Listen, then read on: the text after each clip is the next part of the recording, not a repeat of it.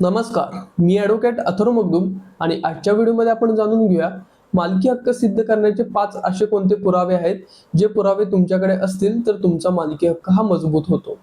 तर चला सुरू करूया. आता मालकी हक्क सिद्ध करणारा सर्वात महत्त्वाचा पुरावा किंवा महत्त्वाचा डॉक्युमेंट आहे तो आहे खरेदी खत. एखादी मालमत्ता जर तुम्ही खरेदी खत करून विकत घेतली असेल तर तुमचा मालकी हक्क हा फिक्स समजा. कारण की खरेदी खताला कायद्यामध्ये भरपूर प्राधान्य दिले गेलेलं आहे आणि खरेदी खत हा मजबूत पुरावा आहे तुमचं मालकी हक्क सिद्ध करायचा असेल तर. पण अर्थातच हे जे काही खरेदी खत आहे ते एकतर रीतसर नोंदणीकृत असणं गरजेचं आहे दुय्यम निबंधक कार्यालयात.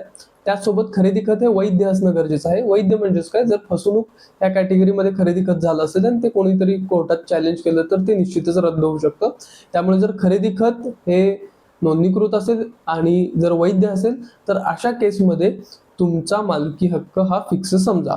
त्यामुळे खरेदी खत हा सर्वात शक्तिशाली पुरावा आहे जर तुम्हाला मालकी हक्क सिद्ध करायचा असेल तर. ती मालमत्ता जर तुम्ही खरेदी खत करून विकत घेतला असेल तर तुमचा मालकी हक्क हा फिक्स समजा. खरेदी खत कसा करायचा, त्याच्यासाठी काय प्रक्रिया असते, किती खर्च येतो, ह्याच्यावर सुद्धा चॅनलवर व्हिडिओ अपलोड केलेला आहे. त्याची लिंक मी तुम्हाला कमेंटमध्ये देतो, तुम्ही तो व्हिडिओ बघू शकता.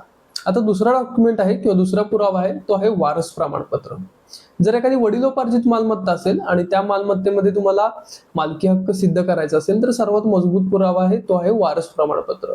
वारस प्रमाणपत्र म्हणजेच याला इंग्लिशमध्ये सक्सेशन सर्टिफिकेट किंवा हेअरशिप सर्टिफिकेट म्हणतात. हे तुम्ही दिवाणी न्यायालयातून घ्यायचं असतं आणि दिवाणी न्यायालयातून ज्यावेळेस तुम्हाला वारस प्रमाणपत्र मिळतं त्या प्रमाणपत्राद्वारे तुम्ही 7/12 उतार्यावर नाव लावू शकता.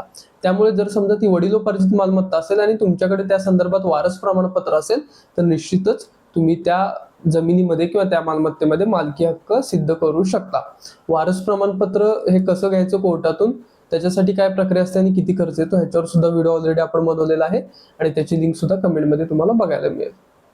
आता पुढचा आहे कोर्टाचा निकाल. म्हणजे जर समजा त्या मालमत्तेसंदर्भात काही कोर्टात केस चालू असेल आणि त्या केसच्या निकालामध्ये जर कोर्टाने तुमच्या बाजूने निर्णय दिला असेल तर अशा केसमध्ये जर कोर्टाचा निर्णय तुमच्या बाजूने असेल तर तो एक भक्कम पुरावा आहे तुमच्याकडे मालकी हक्क सिद्ध करण्यासाठी. आहे महसूल पावत्या. जर समजा त्या मालमत्तेसंदर्भात तुम्ही बरेच वर्ष झाले कर भरत आहात आणि ते कर भरलेल्या पावत्या जर तुमच्याकडे असतील तर तो सुद्धा एक भक्कम पुरावा आहे मालकी हक्क सिद्ध करण्यासाठी.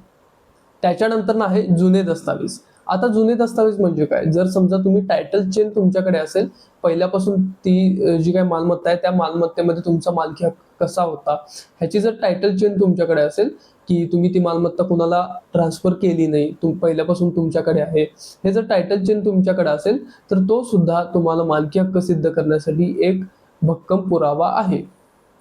तर हे होते मालकी हक्क संदर्भातील 5 पुरावे. याच्यामध्ये आपण खरेदी खत, वारस प्रमाणपत्र, त्याच्यानंतर महसूल पावत्या, कोर्टाचा निर्णय आणि जुने दस्तावेज ह्या सर्व गोष्टी बघितल्या. जर हे डॉक्युमेंट तुमच्याकडे असतील तर तुम्ही निश्चितच मालकी हक्क तुमचा कन्फर्म समजा. तर मी आशा करतो तुम्हाला हा व्हिडिओ आवडला असेल. तरी या व्हिडिओ संदर्भात काही शंका असतील तर तुम्ही कमेंटमध्ये विचारू शकता. धन्यवाद.